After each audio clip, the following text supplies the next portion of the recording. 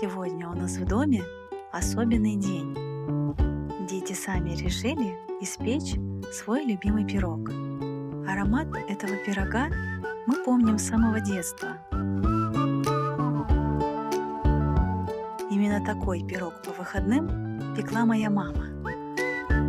Когда он поднимался в духовке, то весь дом наполнялся сливочным запахом молока или ванили. Мама могла нас даже не звать. Мы сами с сестрой бежали домой на этот аромат. Горячий, душистый. Он звал нас всех к столу. Съешь кусочек, и будто возвращаешься в детство, в теплую кухню, где все просто и по-настоящему.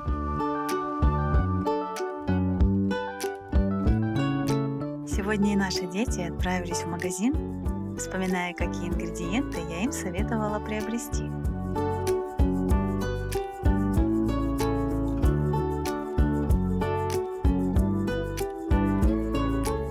Сами все выбрали, все купили и с огоньком в глазах пошли творить свое кулинарное чудо.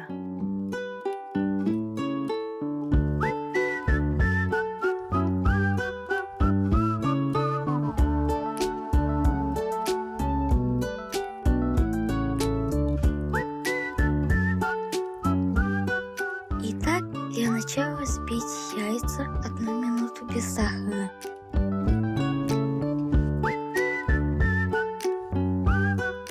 Добавьте сахар и снова взбивайте до пышной светлой массы.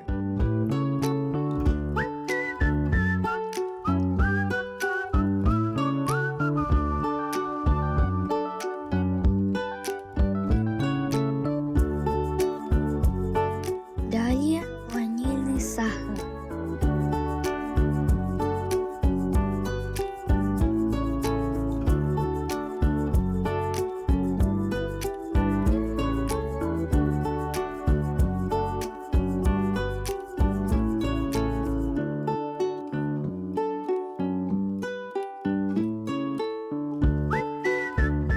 И, конечно же, соль.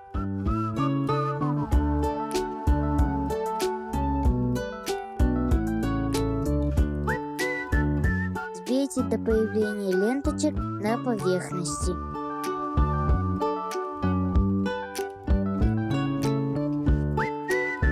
Молоко с маслом подогрейте до горячего состояния, не кипятите.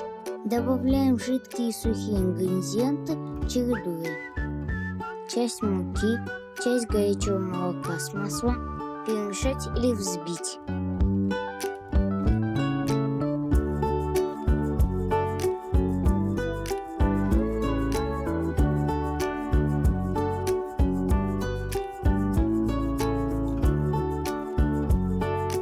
Снова мука, молоко с маслом, перемешать.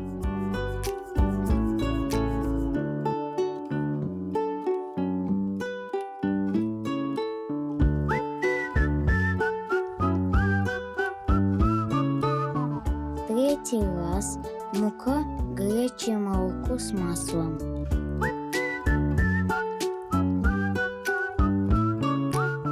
И в конце разрыхлитель.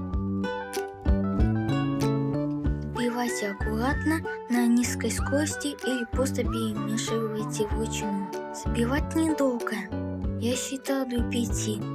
Сначала перемешивать, потом взбивать. Это чтобы не испачкать все вокруг.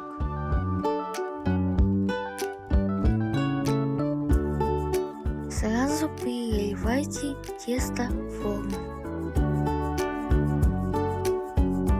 Выпекайте при температуре 175-180 градусов около 30-40 минут.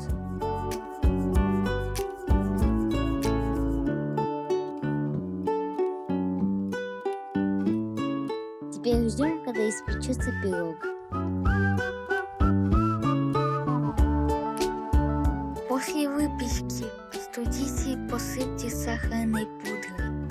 Можно добавить лимонную или апельсиновую цедру, но в сахар сразу, чтобы вкус раскрыть. Можно мак, но в молоко.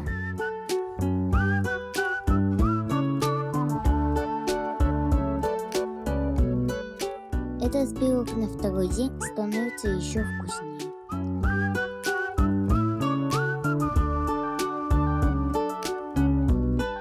Он прекрасно сочетается с теплым молоком, какао или кофе. А если вы добавите в тесто щепотку своих воспоминаний или традиций, то он станет совсем другим, вашим.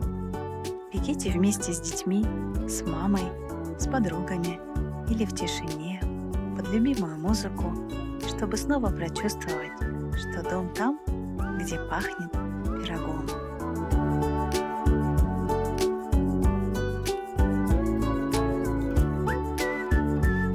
Потому что все, что нам нужно, это